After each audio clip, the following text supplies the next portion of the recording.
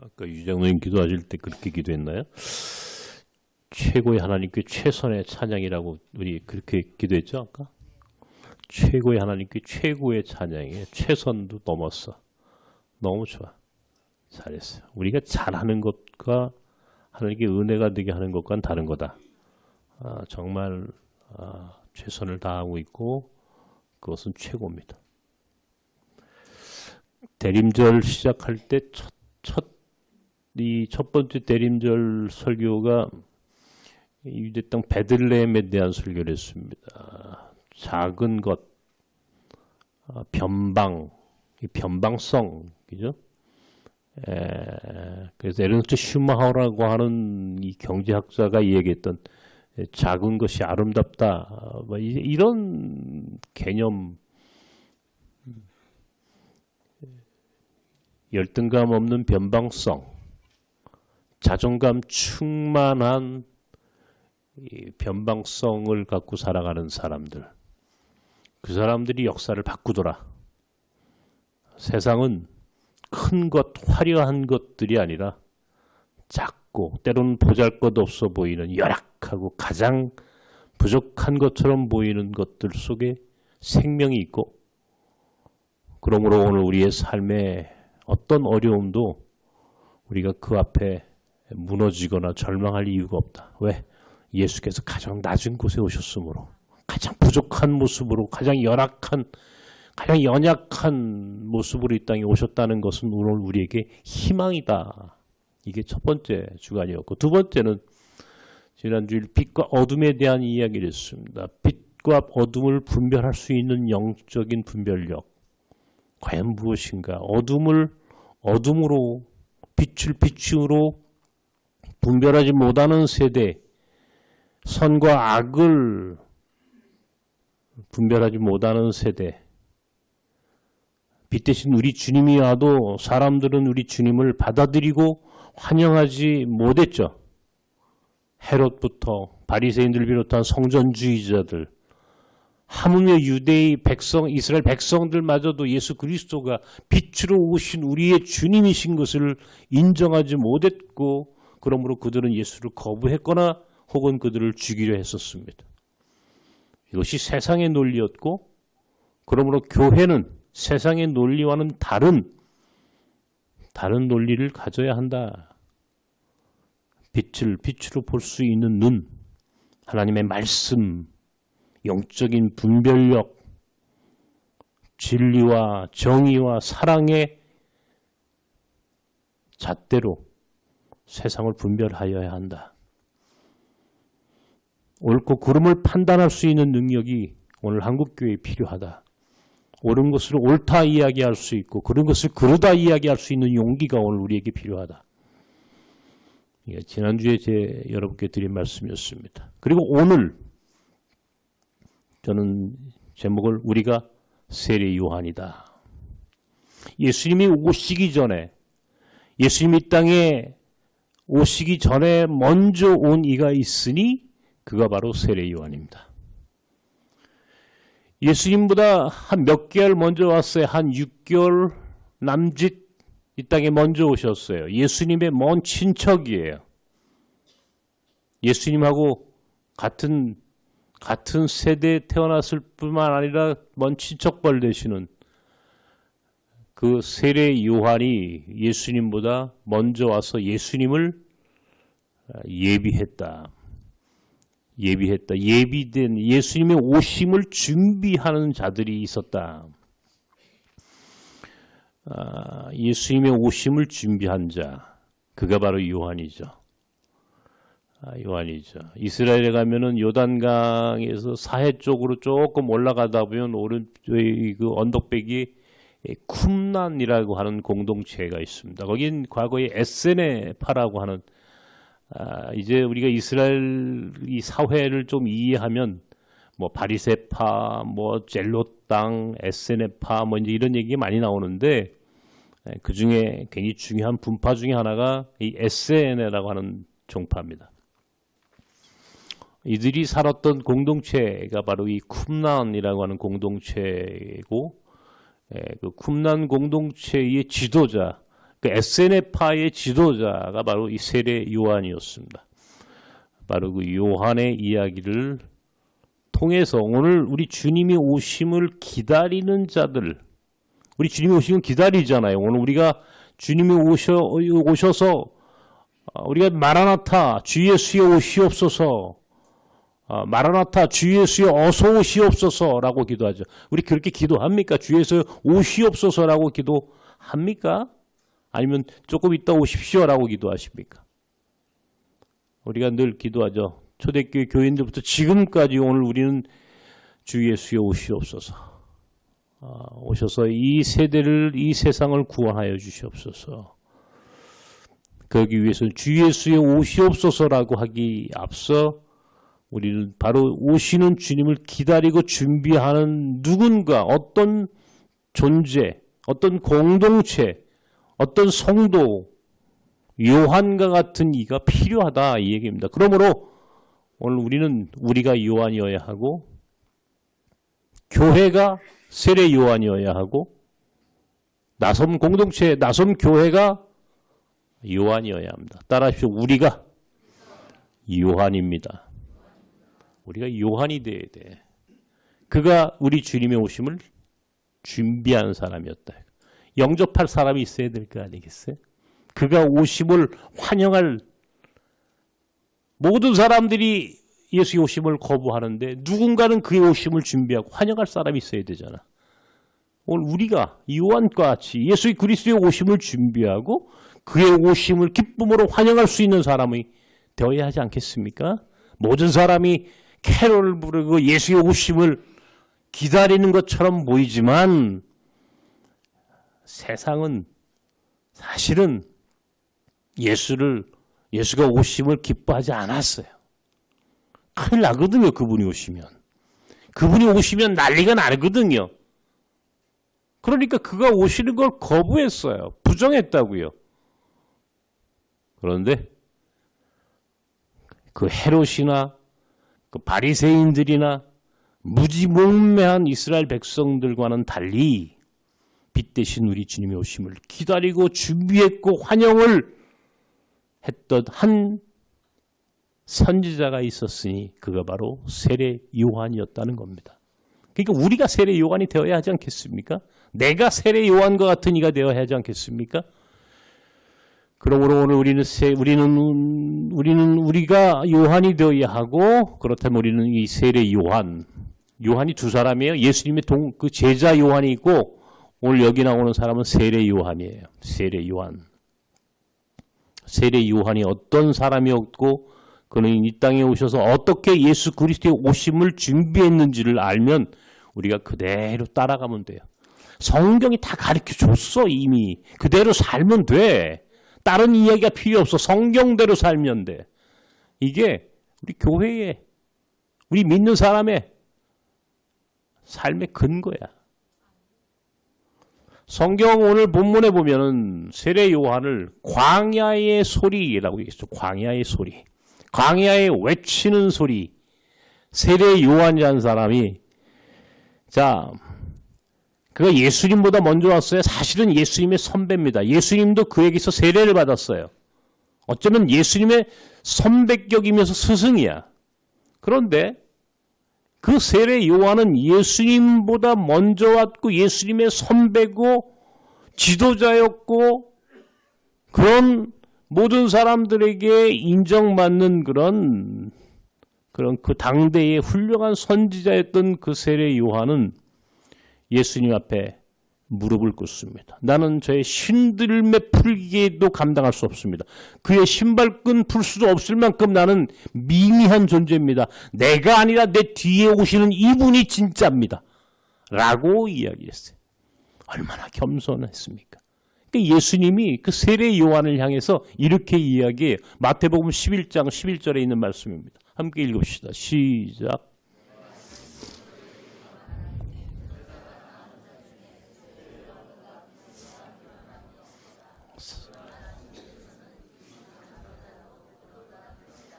예수님이 하신 말씀. 사람이 사람으로 태어난 사람 중에 세례 요한만한 사람이 없었다. 예수님이 그렇게 칭찬하신 사람이에요. 인간으로서 이보다 완벽한 사람이 없다 이런 말이에요. 예수님은 하나님이셨으니까 예수님이 그 얘기를 하실 수 있죠. 여자의 태중에 나온 자들 가운데 최고의 인물이 있으니 그가 바로 세례 요한이다. 완벽했다는 겁니다. 인간적으로, 신앙적으로. 그런데 그 모든 사람들 앞에 추앙받던 그 한 인물이 선택한 곳은 광야. 그래서 그가 외치는 광야의 소리, 들소리, 그게 변명이에요. 별명. 그의 이름 요한, 그 앞에 하나가 더 붙여 광야에 외치는 자, 광야의 소리, 세례 요한. 그 앞에 그런 수식어가 붙어 다녔습니다. 광야에 외치는 자야. 저는 광야를 참 좋아합니다. 올해도 고비 사막을 갔다가 발목이 부러졌습니다. 근데 후회하지 않아요. 또 가고 싶어. 처음에 갔다 와가지고 발목이 부러져서 이제 내년부터는 못 가. 안 가. 그랬는데 또 4달쯤 지나니까 지금 내 안에서 꿈틀꿈틀 광야의 소리가 들려옵니다. 광야가 그리워. 근데 세례 요한이 광야를 좋아했어요. 광야의 소리래. 그의 별명이 요한 앞에 붙은 수식어가 광야에 외치는 자, 광야의 소리. 광야라는 데서 소리 한번 질러보십시오. 누가 듣나? 들을 사람이 없습니다. 소리가 퍼져나가질 않아요. 광야에서 아무리 소리를 질러도 사람이 듣는 사람이 없습니다. 다시 말하면 광야의 소리란 외로운 소리, 고독한 선지자였다 하는 말입니다. 그는 고독했어요. 그는 고독했어요.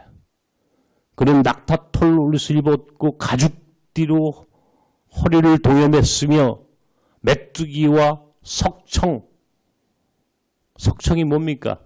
들꿀, 석청. 내가 네팔에 가가지고 석청을 조금 먹어봤는데 독합니다.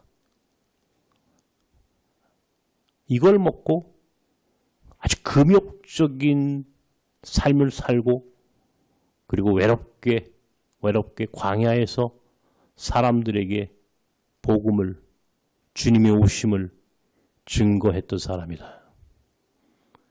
광야에 외치는 자의 소리. 모든 사람이 성전 위에 올라가고 싶겠죠. 예루살렘 성전 꼭대기에 올라가서 외치고 싶지 않겠습니까? 이왕이면 높은 십자가 밑에 올라가서 엄청난 음향 효과가 좋은 예배당에서 그렇게 설교하고 싶지 않겠습니까?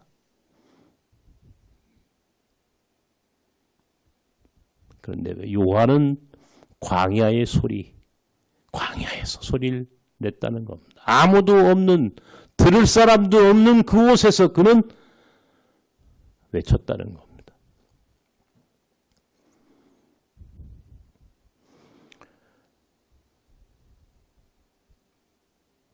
작년 요맘때 계엄 사태가 나고 그 안에 일어난 많은 스토리 중에 나는 한국교회 조찬기도회에 대한 이야기를 주목했습니다. 조찬기도회가 무엇입니까? 사실은 그게 어디 족보에 나오는 기도 모임인지는 잘 모르겠습니다. 그런데 어쨌든 그 자리에 대통령, 권력자들, 이 대한민국에서 가장 힘 있는 자들이 모여서 조찬기도회라는 것을 했답니다. 그 조찬기도회의 회장이라고 하는 사람, 부회장이라고 하는 사람, 이런 사람들이 사실은 알고 보니까 조금 민망한 곳에 연루가 되어 있었습니다. 뇌물을 갖다 바쳤고 그리고 그 사람들이 어쩌면 한국교회를 대표한다는 이들이 사실은 부조리한 모습들을 우리 한국교회 앞에 보여줬습니다. 그곳에 설교하기 위해서 목사들은 줄을 섭니다. 나요 손을 들고 어떻게 하면 초창기도에 설교를 할 수 있고 어떻게 하면 그곳에서 기도를 하고 축도를 하고 한마디라도 그 높은 자들과 함께 어울려 보기 위해서 그곳을 찾아갑니다. 아마 나에게도 그런 기회가 있었더라면 아마 나도 외면하지는 못했을 겁니다. 나도 똑같은 그런 아주 속된 존재이기 때문에. 그럼에도 불구하고 오늘 그 부끄러운 얘기를 통해하여서 오늘 세례 요한을 오늘 우리 교회와 비교해 보니 우리가 얼마나 부패했는가. 세례 요한처럼 광야에 외치는 자의 소리, 광야의 삶을 기꺼이 받아들이는 교회가 그런 목회자들이 되어야 했음에도 불구하고 오늘 교회는 높은 곳에 올라가려 했고 화려한 곳에 권력자들과 함께 그 자리에 있기를 즐겨 했습니다. 광야에 외치는 자의 소리가 오늘 한국교회에 있는가? 이 질문은 오늘 분명히 오늘 우리에게 무엇인가 문제를 제기하고 있습니다. 나부터 사실은 세례 요한이 광야에 외치는 자의 소리라고 하는 이 이름, 이 별칭을 들었던 것처럼 과연 나는 광야에 외치는 자의 삶을 살았는가? 그렇게 살고는 싶었는데 그렇게 쉽게 살지는 못합니다. 초창기도회 같은 것은 사라져야만 합니다. 더 이상 이제 그런 식의 족보에도 없는 예배, 족보에도 없는 기도회는 더 이상 한국교회가 용납해서는 안 됩니다. 교인들이 깨어 있어야만 합니다. 어딘가 누군가는 광야에 외치는 세례 요한 같은 이가 있어야 한국교회에도. 모든 사람이 전부 다 초창기도에 올라가서 높은 곳에서 그렇게 설교하고 그렇지 않아요. 가난한, 조금 비루해 보여도 하나님의 정의를, 하나님의 진리와 하나님의 말씀을 선포하는 그런 종들이 이 땅에 있어요. 우리는 그들을 주목해야만 합니다. 높은 곳에 이름이 올려진 유명한 최고의 자리에 올라있는 목사들만 있는 게 아니라는 얘기예요. 광야에 외치는 세례 요한 같은 이가 분명히 한국교회에 있습니다. 그런 교회가 있어요. 물론 그들은 여전히 마이너리티, 여전히 소수일 수밖에 없고 여전히 미미한 모습으로 드러날 수밖에 없지만 그러나 분명 광야에 외치는 자는 존재한다. 그 광야에 외치는 세례 요한이 했던 첫 설교의 메시지가 회개하라, 천국이 가까이 왔다라고 하는 설교였습니다. 마태복음 4장에 있는 말씀 예수님께서도 똑같은 설교를 하셨어요. 한번 볼까요? 함께 읽읍시다. 시작.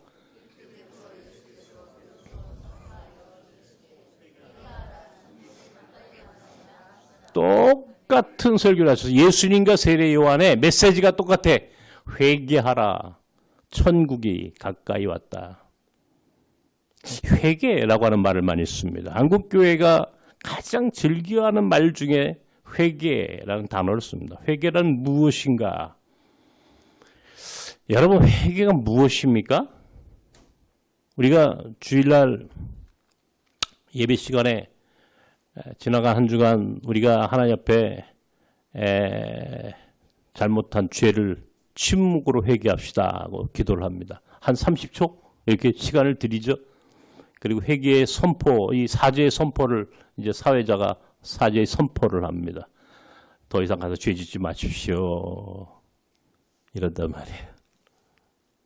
군대 가면은 이 처음 훈련소 가면 0.4격인가 하죠. 0.4격. 사실은 제가 군대를 잘 알지도 못합니다만은 그 기억이 나서 하는 말입니다. 0.4격 있고 0점 조준 이렇게 바꾸죠. 클릭하죠. 그죠? 이게 정확하게 0점이 조절되지 않으면 정확하게 쏴도 관역을 비껴서 총알이 맞게 되어 있습니다. 그러면 0점을 잘 맞춰야 돼요. 그 0점을 그걸 뭐라고 0점 맞춘다고 그럽니까? 목사님. 0점 조준? 네, 0점 조준. 역시 우리 목사님이 군생활 오래 하셔서 0점 조준. 0점을 잘 맞춰야만 합니다. 0점 맞추는 거예요. 회개라고 하는 말의 헬라어 원문이 메타노이아라고 하는 단어를 사용합니다. 메타노이아. 메타와 노이아가 결합된 말입니다. 회개란 말은. 우리 메타피직스, 그죠? 형이상학. 메타버스 뭐 그런 말 쓰죠. 우리가 몇 년 전까지 메타버스로 회의도 하고 그랬는데, 근데 개인적으로 메타버스 교회를 한번 생각해 본 적도 있었고, 근데 메타버스가 아직 한국 사회에 이렇게 현실화되지 않은 것 같아요. 메타라고 하는 말은 초월이라는 뜻, 초월 혹은 변화라고 하는 뜻입니다. 메타. 노이아라고 하는 말은 마음 혹은 생각. 다시 말하면 마음이 변하고 생각이 변해서 새로운 방향으로 가는 거예요. 옳은 방향으로 가는 거예요. 마음과 생각의 방향을 바꾸라 이거예요. 0점 조준하듯이 하나님 앞에 천국이 가까이 왔다라고 하는 말, 바로 천국이라고 하는 목적지로, 천국의 목적지로 우리의 생각과 우리의 가치관과 우리의 마음과 생각을 그 천국이라고 하는 그 목적지로 정확하게 맞추라는 게, 방향을 그쪽으로 설정하라는 거예요. 잘못된 방향, 세속적인 가치, 세상적인 삶에서 방향을 수정해서 하나님 나라의 방향으로 삶의 태도를 바꾸라는 게 회개. 이게 회개의 의미입니다. 회개의 의미가. 이게 세례 요한이 이 얘기를 했어요. 회개하라. 얼마나 그 세대가 그 당시 세례 요한이 보았을 때는 방향이 잘못되어 가고 있는 거예요. 오늘 우리는 어떻습니까? 우리 한국교회는 오늘 정확하게 정말 하나님의 나라라는 목적지를 향해 그 방향을 향해 걸어가고 있나요? 이 대한민국이 어때요? 난 우리 민족이 전 세계에서 가장 중요한 하나님의 부르심 있는 정말 하나님의 뜻하신 바 된 민족이라고 생각합니다. 그러면 우리 민족이 정말 하나님 기뻐하시는 방향대로 가야 돼요. 우리 교회가 하나님이 원하시는 방향. 자꾸 세상으로 가. 세상의 권력, 세상의 이데올로기, 이 세상적인 가치, 그 밑으로 자꾸 들어가. 권력자들 밑으로 들어가려고 하는 거예요. 왜 그러죠? 잠깐은 좋아 보입니다. 그러나 그것은 하나님의 우리에게 원하는 방향이 아니야. 그러므로 회개란 무엇인가? 세례 요한은 그 당시 권력자였던 헤롯에게 이렇게 얘기합니다. 마태복음 14장에 이렇게 기록해 놨습니다. 함께 읽읍시다. 시작.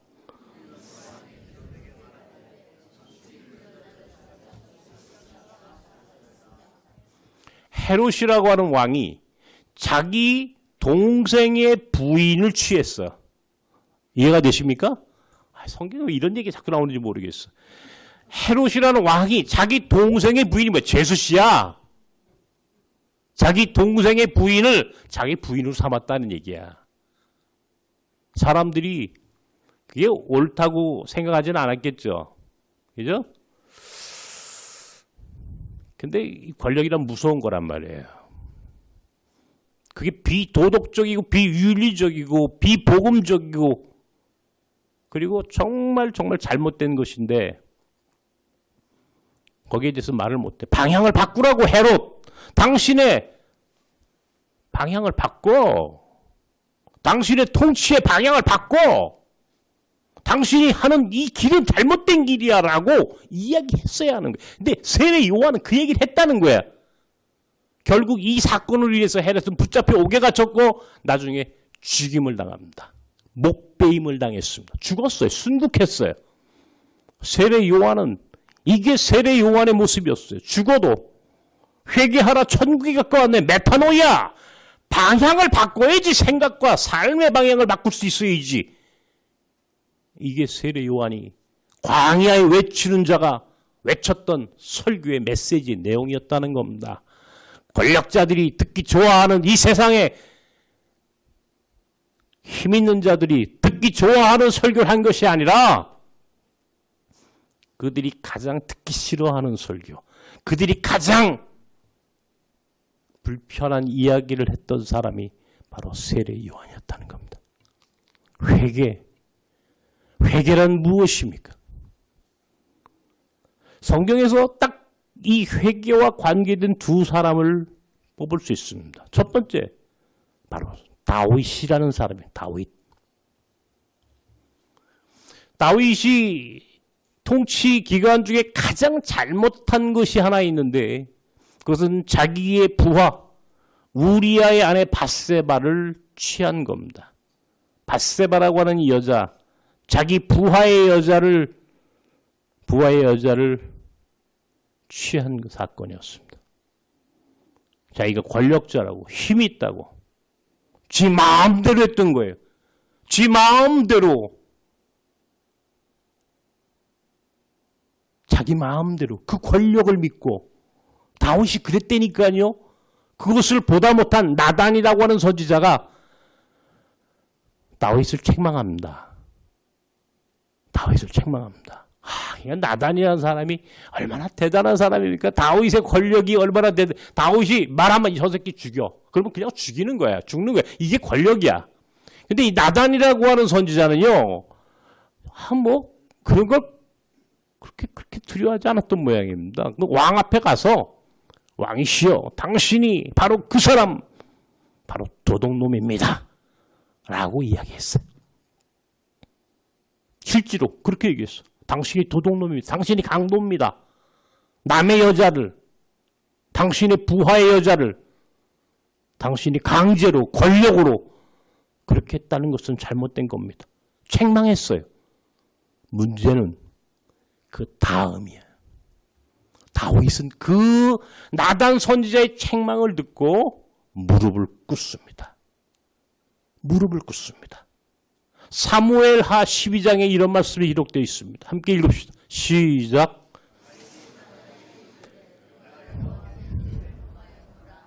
내가 여호와께 내가 하나님 앞에 내가 범죄하였습니다라고 하나님 앞에 무릎을 꿇어요. 여러분, 권력자가 내가 모든 걸 다 할 수 있잖아요. 권력이 얼마나 무서운 겁니까?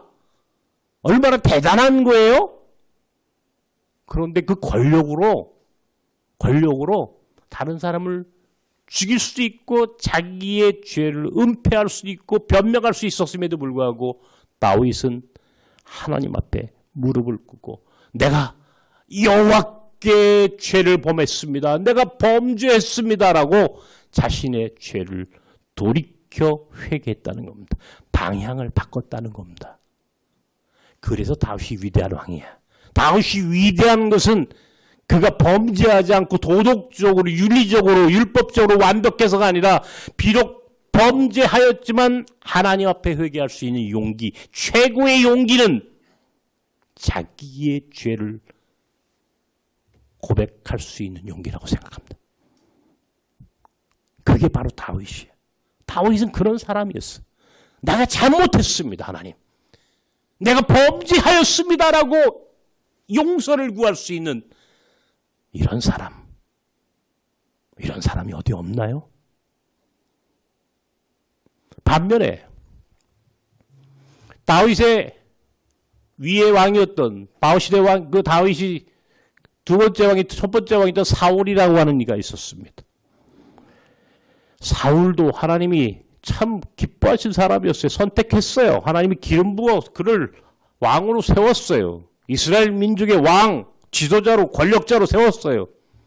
그런데 이 사울이라고 하는 왕은 잘못을 저지르고도 변명하고 핑계를 댑니다. 역대상 10장에 이런 말씀이 있습니다. 함께 읽어봅시다. 시작.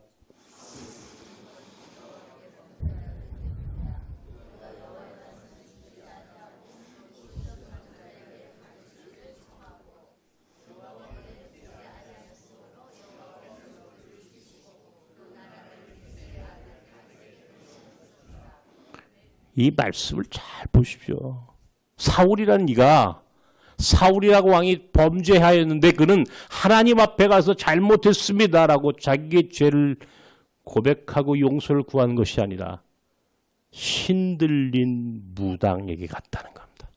신들린 무당. 하나님 앞에 가지 않고 하나님 앞에 용서를 구하지 않고 신들린 무당에게 가서 자기의 죄, 자기의 잘못을 은폐하는 방법. 내가 어떻게 하면 살아남을 수 있지? 어떻게 하면 내가 이 권력을 지을 수 있지? 변명하고 핑계를 대고 하나님이 기뻐하지 않는 방법을 동원해서 그는 신들린 무당에게 찾아갔다. 누구 얘기했지 않습니까? 결국은 하나님은 사울을 죽였다. 그리고 다윗을 왕으로 세웠다. 말씀이 성경 말씀. 유해근 목사의 개인적인 생각을 얘기하는 것이 아니라 이것이 하나님의 말씀이다 이런 얘기예요. 이것이 하나님이 세상을 통치하는 방법이야. 회개라고 하는 것이 이렇게 중요한 게 오늘 우리의 한국교회가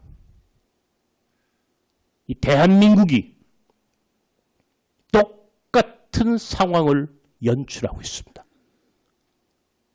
다윗과 사울과 다윗 사이에서 오늘 우리는 어떤 것을 선택하고 있습니까?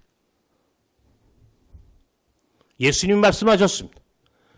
너희가 소리를 지르지 않으면 저 돌들이 소리 지를 것이다. 누가복음 19장에 있는 말씀입니다. 함께 읽읍시다. 시작.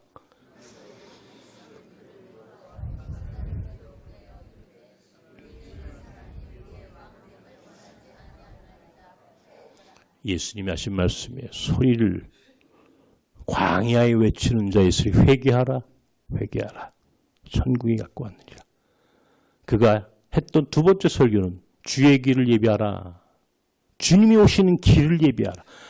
평탄케 하라. 굴곡진 것을 도두고 구불구불한 길을 평탄케 하라. 그가 오시는 길을 깨끗하게 준비해라. 우리 아버지 장로님이 군에 가셨습니다. 군생활이 얼마나 어려웠겠습니까? 1950년대 군대를 갔는데 하루는 군대가 난리가 났더래요. 막 청소하고 난리가 났더래요. 그냥 뭐 길을 청소하고, 그죠? 김 목사님, 그죠? 군대 가면 그런 일 있잖아요. 누가 온대. 높은 사람이 온대. 그러면 난리가 나는 거야. 청소하고 뭐. 딱 청소하고 길을 깨끗이 닦고 딱 부동산에 서 있는데 누군가 쫙 별난 집차가 딱 들어오더래. 별 둘. 교육사령관. 그 당시 그가 딱 내렸대. 근데 우리 아버지가 딱 쳐다보니까 우리 사촌 형이 내리네. 그래서 그 앞에 찾아가서 이렇게도 안 하고 아 형님 하셨대. 넌 여기 웬일이냐. 우리 아버지의 사촌 형님 유해준 장군이라는 사람이에요. 그분은 이범석 장군하고 독립운동을 했고 우리나라 군번 뭐 10번 안에 드는 군번입니다. 하여튼 대단히 훌륭한 장군이었고 독립운동가였고 그랬대요. 나 우리 아버지한테 들었는데. 그래서 그분의 해자를 따가지고 내가 유해가 된 거예요. 해가. 제 이름의 해자가 그냥 만들어진 게 아닙니다. 우리 아버지가 볼 때는 그분이 대단히 훌륭하게 보였던 거예요. 우리 아들도 우리 사촌 형님처럼 훌륭한 사람이 되라 해서 제가 유해근이 된 겁니다. 이름에 해자 별로 안 좋아요. 바다 해자가 아주 고생이 많아요. 우리 아버지가 내 이름을 지은 유래를 설명하다 그 얘기를 하는 거예요. 길을 닦다가 높은 분이 온다고 길을 닦다가 보니까 자기 형님이 오셨대. 내가 이 말씀, 주의 길을 예비하라 라고 하는 이 말씀 속에 내가 그런 생각을 했습니다. 야, 주의 길을 예비하라. 길. 광야, 회개, 길. 오늘 주제인데, 그죠? 광야의 소리, 회개하라, 길을 예비하라, 길. 우리 나섬 공동체야말로 길 만드는 것인데 성을 쌓는 교회가 아니라 길을 만드는 교회, 공동체가 제자고 제가 그렇게 주장하고 여러분에게 이야기합니다. 여기까지 왔습니다. 길을 만들어 왔습니다. 오늘 여기 정영아 목사님 오셨는데요. 저 목사님 진짜 길 만드시는 분이에요. 저분이 북한과의 길. 아무도 하지 않는 일. 정말 묵묵히 길 만드는 삶, 길 만드는 교회. 우리 그런 교회가 됩시다. 우리 성 쌓는 교회가 아니라 길 만드는 교회. 내년 2026년도 제 마음속에 하나님 주신 비전은 길입니다. 길. 주의 길을 예비해라. 주의 길을 평탄케 하라라고 하는 이 말씀 앞에 순종하려고 합니다. 그것이 오늘 주님이 오시는 2025년 성탄의 계절에 주님이 오시기를 기다리는 자들의 삶의 태도입니다.